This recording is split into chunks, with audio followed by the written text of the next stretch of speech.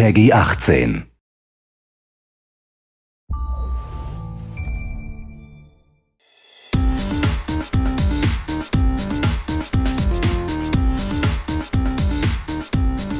Hello everyone and welcome to Community Corner. I'm Jen, community developer on the game.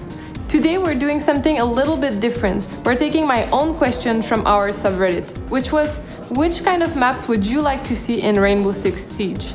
We got a lot of replies from you, and today we're inviting one of our level designers to discuss the process of making a map and also discuss some of the suggestions you made.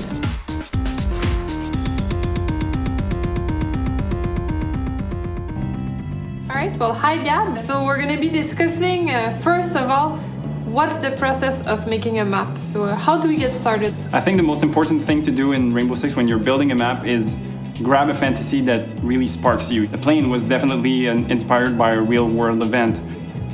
So I think that's really something we need to nail from the beginning.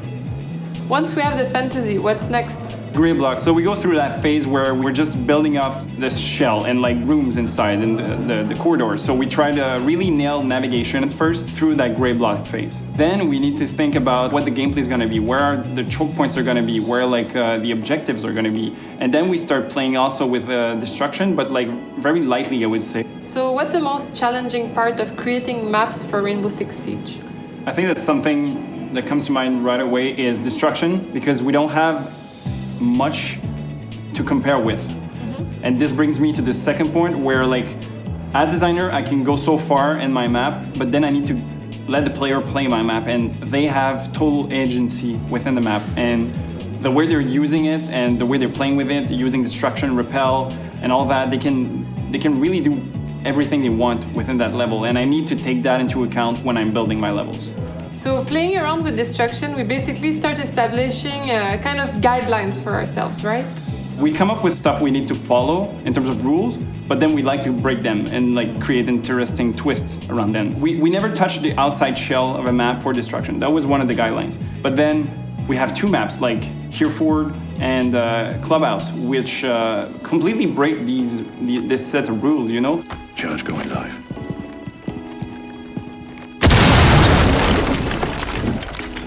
That's really interesting because we're challenging our ideas to try to push some maps to be different and bring something new to the table at the same time. And I remember you telling me also about how sometimes you would put no destruction in a map. Even though we have that technology, you would think we'd want to put it in, but sometimes maybe it's fun not to.